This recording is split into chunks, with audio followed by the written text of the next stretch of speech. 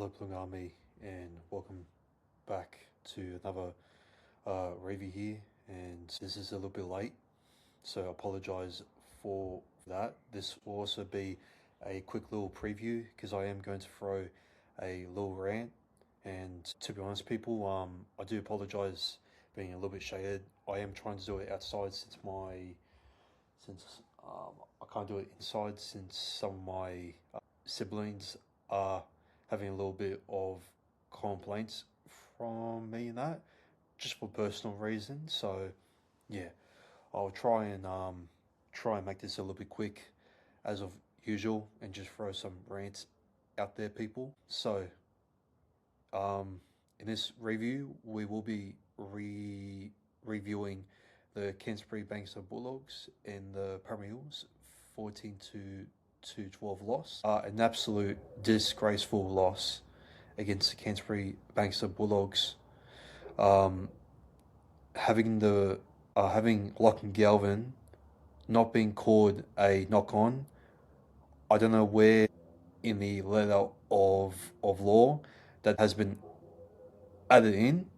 Like, can someone just please tell me where that letter of law just came out from? Because I don't remember somebody just knocking on the ball and then allowing to regain the ball, and then it just doesn't actually count as a knock on. It counts as a dead ball. So where the hell has the dead ball thing come from? And then people in the comment section will tell me, well then, learn the rules. Well, I have learned the rules, and I just have not heard or even seen or even what heard from the NRL themselves that they even added this rule in the first place. And whoever did, if it is in the NRL rules, needs to be sacked immediately, because I don't know what they were thinking. I don't know why the officiating has been so shocking this week, especially during this match. Like, the amount of forward passes that the Bulldogs were getting away with was absolutely shocking.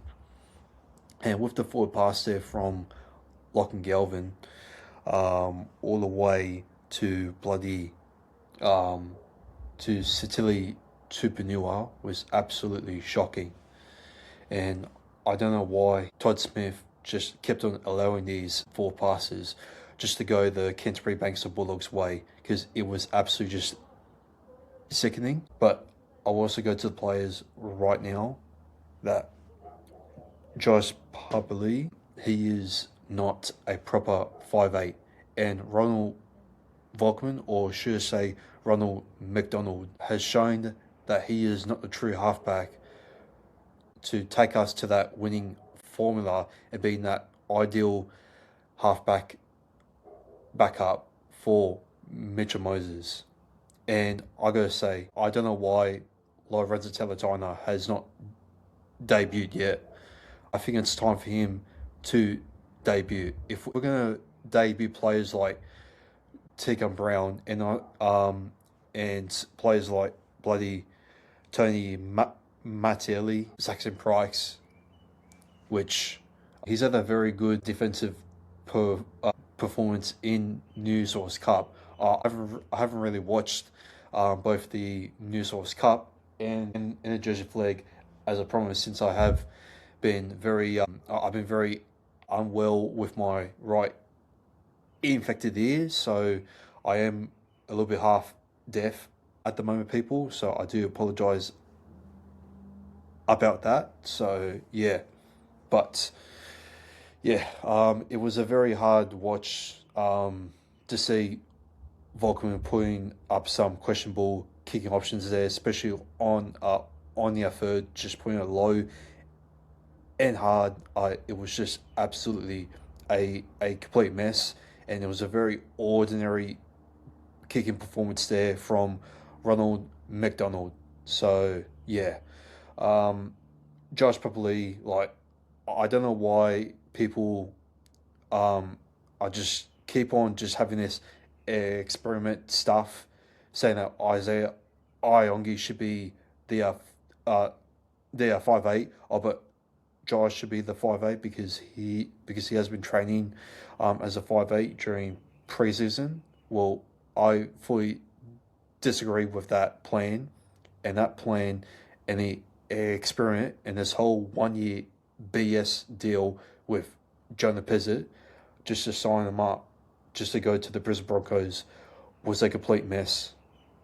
And I am absolutely just filthy with, with the way that this club has treated these players, the coaches around Jason Rolls, the fans, the staff, and and for them just to focus on a one Parramatta talking podcast, talking para, is absolutely just childish when you guys are like focusing on him instead.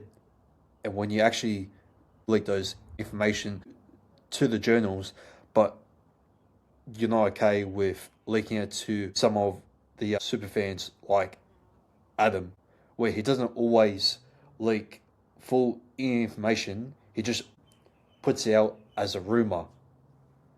He doesn't actually say, well, it's actually confirmed, because it's not confirmed from you guys. So yeah, I don't know what to say here, people.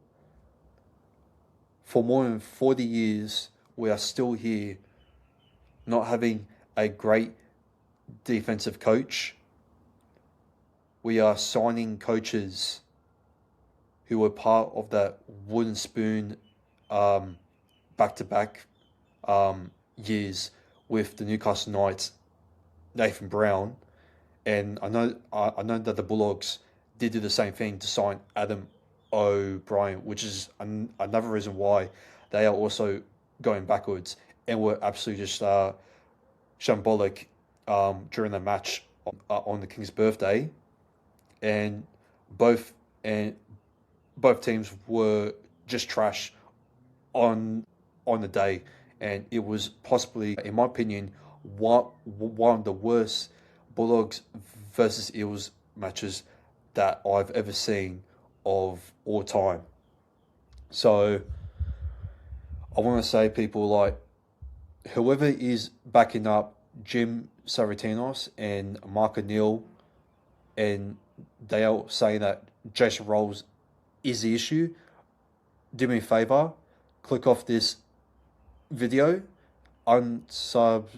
subscribe from my podcast, and don't ever support Parramatta or watch another rugby league match ever again, because what you see with the issues going around the club, I can guarantee you that it is not Jason Rolls.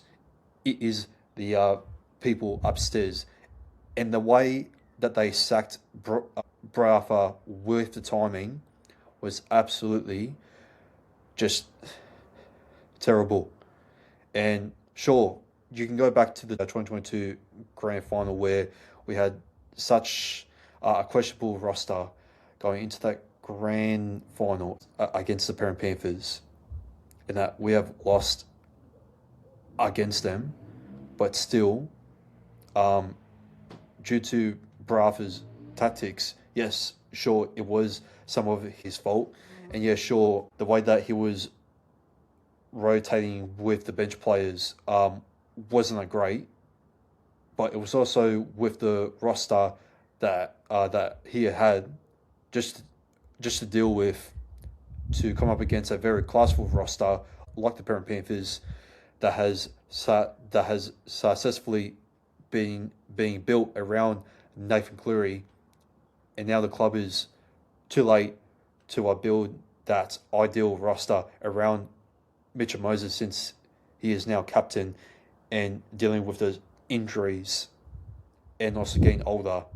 And unfortunate, people, he will not win another premiership before he reaches at the age of 35. And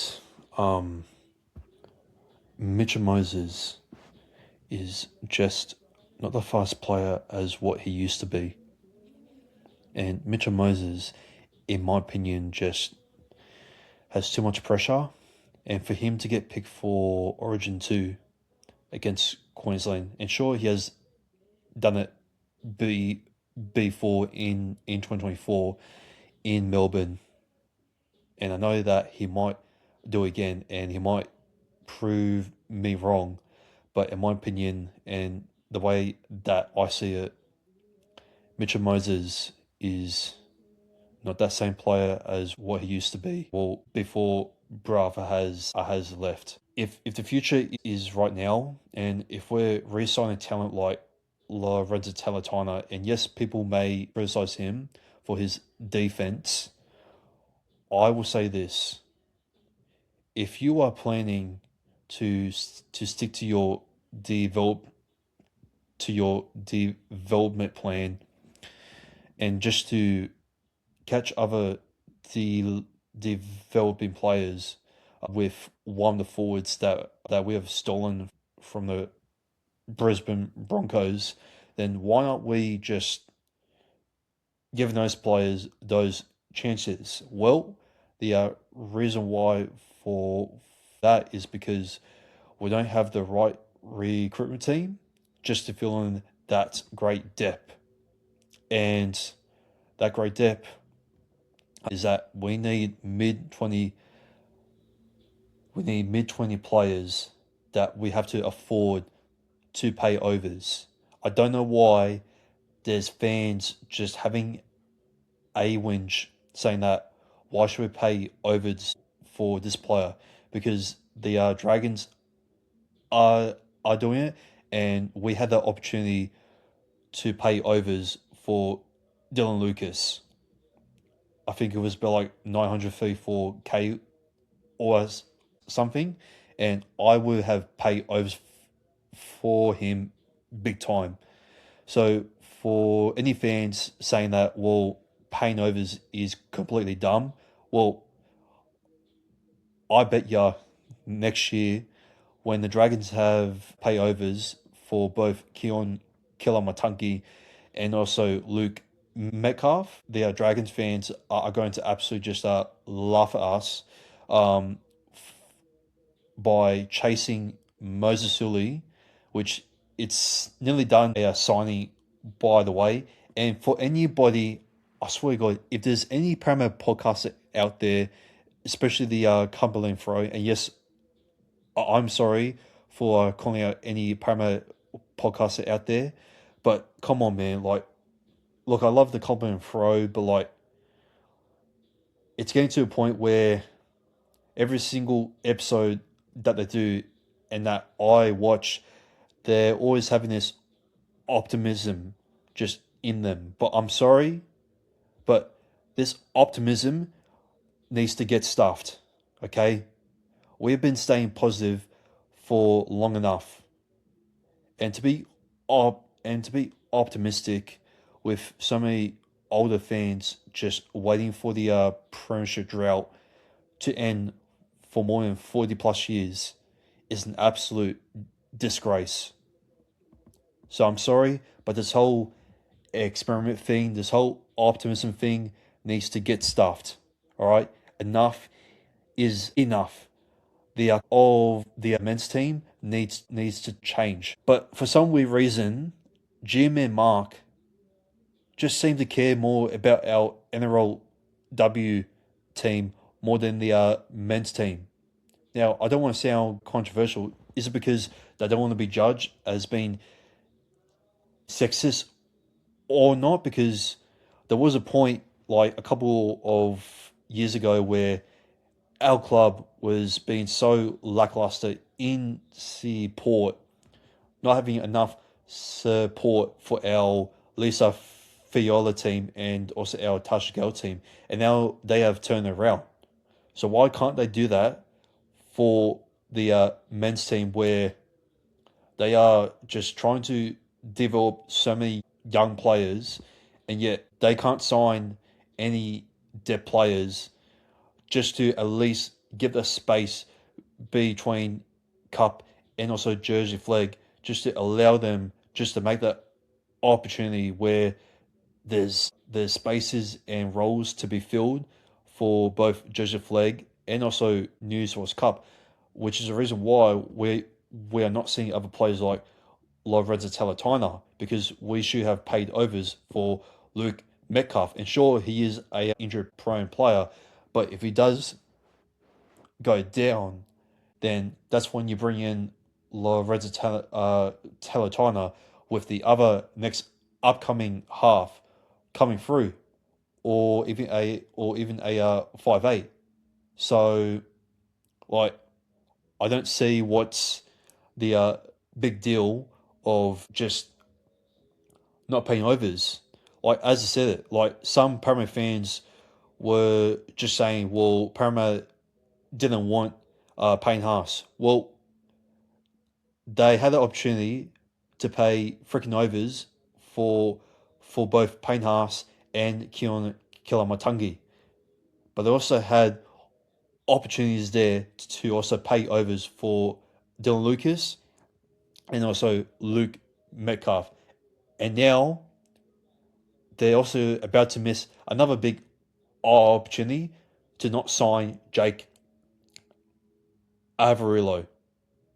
And I've been saying this for since last year that we should have gone after Jake Averillo and maybe even Josh Kerr. So yeah, and to be honest, like I won't be surprised if Jake Averillo does go to the West Tigers because who doesn't want to be coach under Benjamin Marshall? So yeah, and I just feel like even though the West Tigers defense has been abysmal, conceding 68 points to nil, their culture is still way better than ours. Like with the players that they come in and with the big opportunities that Benjamin Marshall is trying his best. And I'm not saying that we should lose hope in Jason Rolls, and I'm not saying that Jason Rolls is the wrong coach. As I said before, he is not the issue. It is the club that has set him up for failure, and they have set him up once again for failure, but even worse with the curse of the injuries. And this is one of the reasons why that I predicted us to miss the top eight. But I did not expect this roster just to have so many injuries, just like how South Sydney did, I think in 2024, or I think it was last year. And boy, oh boy, my God, I don't know what's worse, the Premier Eels injury curse this year or the injury curse of South Sydney last year, because to be honest, it's a 50-50 call. So, yeah. But as of our fans, sorry, as of us fans, putting in the time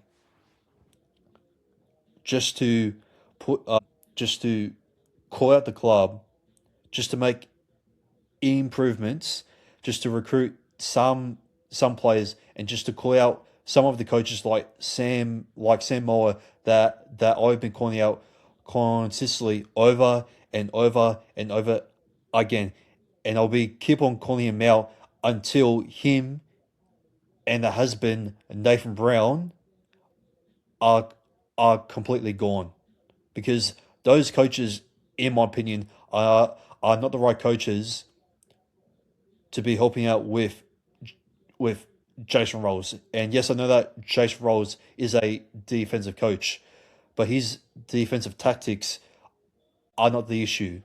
And you can clearly see from his reactions that he is absolutely just fuming, just disappointing, just shaking his head, saying, "What the f am I seeing here?" And he's just thinking to himself, like, why are these players just waste my time with the opportunity that I was gifted? Because it's not the players' fault, it's the coach's fault, and it was the CEOs that have recruited those coaches in, that has set him up with poor culture and with the players not having any communication at all. And I don't know why. Like, Jack Williams is the right captain, in my opinion, to lead forward. And yes, he was our best player on the field, but my God, like Ronald Volkman, like he was absolutely just terrible. Talon Da Silva, he was decent, but man, oh man, his fundamental discipline and just the way that he's about to throw so many forward passes, like he just needs to be patient. And I think it is time to bring back Riley Smith. But unfortunately, on the Eels and the Canberra Raiders team list, um, as I'll bring up here before I do my 3 to 1, and I'll do my 3 to 1 quickly because I don't want to ramble on too long. I'm going to say um, my man of the match will be Tegan Brown. I thought he was the most impactful player just coming off from the bench. I want to see how Sam Tuivai did. I'll go with. I was going to go with Tegan Brown and Jack, and then so no, I was going to go with Tegan Brown, Jack, and then Kit Kat, but I kind of changed my mind with that now. Sam Tuivai, he didn't really make any big run meters, but he only played 34 minutes. And Rose, like, I think this is one of the things that he is getting wrong. Why are you playing Sam Tuivai for not that many minutes there? He needs to start as the front row over Jack Williams or over Luca Moretti, and then maybe you put in Tegan Brown in there, and then you put in Jack Williams back at back row there. You drop Kilmar Tuolangi to the bench since he can make those strong runs there, but can also just come on just for massive, impactful, hard contacts there on these sit ups. And you just leave Kikat there because once again he can still provide those offloads that he has done during this match, and I thought that his tackles were absolutely superb. Um, and yeah, Dylan Walker, I thought he tried his best during this match, trying to open up. Josh Carr, absolutely just amazing with that try assist there for Talon Da Silva. Um, Brian Kelly, he's also another good shout. His runs were absolutely just amazing. He made over 200 runner meters. That's absolutely insane. And I actually kind of feel sorry for Brian Kelly. As much as I've been giving him just so, so much smack in the past, I really have just started to really praise him just a lot more. And I think his form is slowly starting to build up. I know that he missed 2 tackles, but he has made 9 tackles there, less than what John Ronnie and also Sean Russell had to make. So yeah, but he only made two.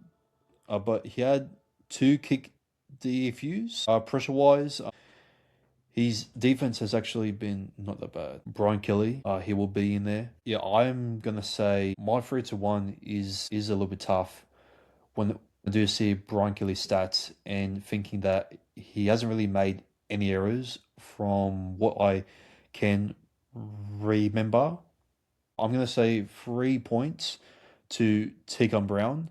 Massive impact off from the bench and an absolute amazing debut just to get that try assist to Josh Papali. I'm going to give 2 points there to Josh Adokar, and I'm going to give 1 point there to Kitkat. And that's my 3 to 1 there, people. You could argue that Brian Kelly was snubbed off for a 3-1, and you can also argue that possibly maybe Jonathan Ronnie was also snubbed off from that 3-1 as well, or even Jack Williams since he made holy moly 49 tackles that he has made, and he's only missed five, which that's even less than what Kit Kat and most other players. Obviously, Talon Da Silva, Kelma, that's pretty good there from our captain, but I would definitely put Jack Williams. Wow. Now, as I think of it, I think for the role that Jack Williams has been trying to do, I will say that Joshua Carr will be just a little bit unlucky there. I will give Jack Williams just 1 point there, but if he was playing back row there, I would have had given him maybe 2 points and then maybe put Kikat as for 1 point there. But we shall move on from this review here and let's get into the Eels and Canberra's game. I won't be going on for it too long because like I said, with our current issues with the club, there's no real reason for me just to repeat the issues that are obviously just going on at the club at the moment. And yeah, um, once again, we have Josh Papali and Ronald Volkman as our half pairing, and a lot of Parramatta fans are saying, why the hell do we have the same absolute shambolic halves pairing again? Uh, as I said, like the club has absolutely shooting themselves in the boot because we have not signed any in-depth recruited players to fill in those roles for first grade, and then put either one of these players on their bench as u as a u as a utility role player, or to even find some form during cup. So that's our main issue at the moment, and unfortunately, there's nothing much that Jason Rolls can do with the roster at the moment because with the club absolutely stuffing him up. So yeah, Luca Moretti once again with Jack Williams there.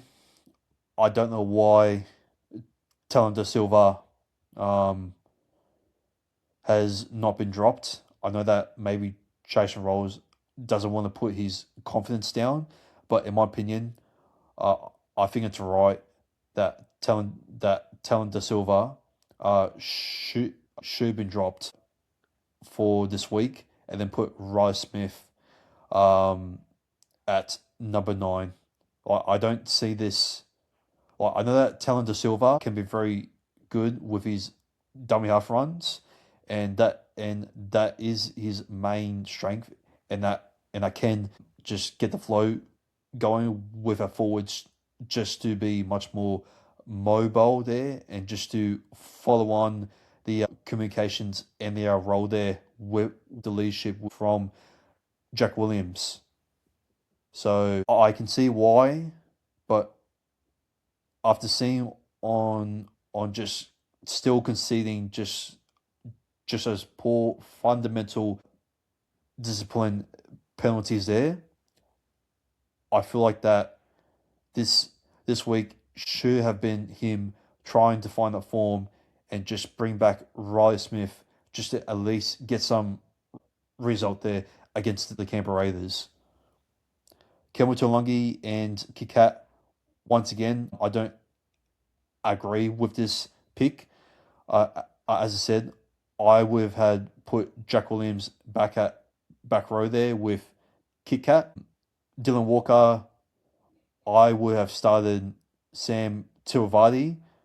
He deserves full 80 minutes there. I think that as I said before, and I'll keep on saying this, the future is right now, and Sam Tuivasa needs to start with Ticum Brown. Harrison Edwards, I thought he was very decent at dummy half. He was making us tackles there, and I thought his service from dummy half was a little bit better from where he has played against the Newcastle Knights. I don't know why Charlie Geimer is on the extended bench. I would have gone with Lorenzo Talatina to be named on the extended bench, but we shall wait and see. He's not even named in the three-man reserve list here, so um, that's just very worrying for me. And just seeing the Canberra side, like look at their bench. Sure, they were kept scoreless at their own home ground, and we do have a little bit of a good record against the Canberra Raiders since the last time that we did versus the Canberra Raiders at Combank Stadium was back in 2022, where we actually smashed them. But during the regular season was actually back in 2016, where we actually smashed them 36 to a 6, was when Kieran, I think that was Kieran Foran's second last match playing for us, I believe, or was it the third last match? And then we versed the Bulldogs, and then the Knights. Oh, sorry, no, and then the Knights after we got robbed against South Sydney 22 to our 20, back when it was called Pertec uh, Stadium. And that's pretty much it here, people. Kobe Black has been named on the centre bench there in case if Dane Laurie is not fully fit for this match. I think Dane Laurie as the 5'8" is a right move for him. I don't know why that Ricky Stewart has placed him at lock, and I just feel like that the Canberra Raiders with some of the experienced forwards there, like Joseph Tarpany, Corey Horsburgh, Zach Hosking, and just their bench forwards there. Look, I know they have very impactful forwards there, but I just feel like with the amount of errors and those poor discipline errors there, I just feel like that the Canberra Raiders are going to actually clap back at us, and I reckon this will be a close, mid-high scoring game. And as much as I want us to actually win this match, I think we are going to lose. I think we are going to lose another game until this half pairing gets fixed. So for people backing Joash to stay as a 5'8", do me a favour, stop supporting this club and just get the F out, because you do not know a right winning formula for this club. And that's the issue and the challenge that Jason Rolls faces at the moment. Can he find the right players, or can the club themselves provide the the right right players and also right recruitment during the off season, just to give him the right players that he's looking for to fill in the roles to be a consistent winning formula team that the fans want, the staff, and also the players as well for the club's legacy. And that's all that we ask for. It all comes down to the club's legacy for us waiting for more than 40 plus years. And yet we are still here complaining that the club still doesn't care about us fans, and that it is still focusing on the Parramatta Eels podcast. And that it should be focusing on all of the fans that want change. But as Jim and uh, but Jim and Mark, all they care about is the money. Sure, we may have won the court case to win against Zach Lomax, but with so many people in that club being so egotistical, saying that, oh, we're one of the most richest clubs in Australian sport, and also have the best facility in the NRL, and also the best stadium also in the NRL, and possibly in Australian sport. But with all of this po- potential and investment being invested in the club, and sure, we have invested in it for jerseys, building facilities, and yet we don't spend that money to end our drought, and yet we are a million miles away from our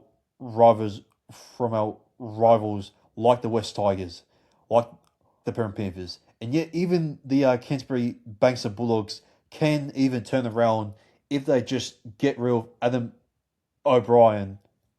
And yeah, I do believe that the Bulldogs might actually turn things around much more quicker than what we are going to do.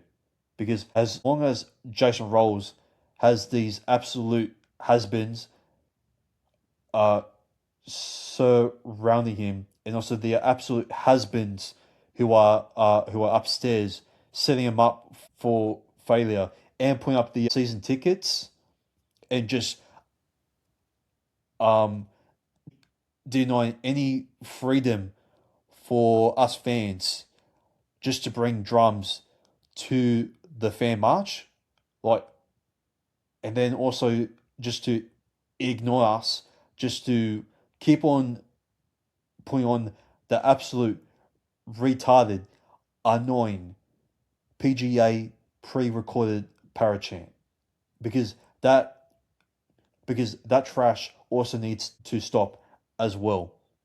People, if we keep on losing like this, then I'm afraid that for my early predictions, if we don't fix up our spine here, and sure, Iongi has been pretty good from his kick returns, and his defense, with the way that he has been trying to handle pressure, has improved just a little bit. But from the spine that we have at the moment, due to availability crossing from Joseph Legg to New South Cup, needs to change, because Jim and Mark don't have the balls just to make that one player, just to bring in and just to get those big, winning, consistent, convincing results that are going to give us good signs going into next season, and especially going into the off season as well. Because if we keep on bringing up this absolute robotic formula, and if we keep on bringing it up, especially against Dragons, I'm afraid that the Dragons are going to absolutely pull their pants down. And for any Prema podcaster who calls me that I am too negative, and that I am just a negative Nazi, and that I am not a true fan, well, tell me this, right? How come that the club is not sticking to their development plan, but yet they are sticking to their development plan for the women's side, and yet we have not solved our backline defense ever since David Kitwell uh, has left the club. Our backline defense has not improved ever since, and it needs to improve right now. And that's all I need to say, because I want to get this out as soon as possible. And plus, I can't really talk too loud. And as for that, people, if you have enjoyed this quick little slash review and also preview for the Blungami podcast, please make sure to give it a like and subscribe to the Blungami podcast YouTube channel as well. And make sure to also give us a listen on both Spotify and also on Apple Podcasts itself. And make sure to give us a follow on both Instagram and also on TikTok as well. And make sure to also give us many feedback or support to improve the podcast itself. And as I always say, go Para.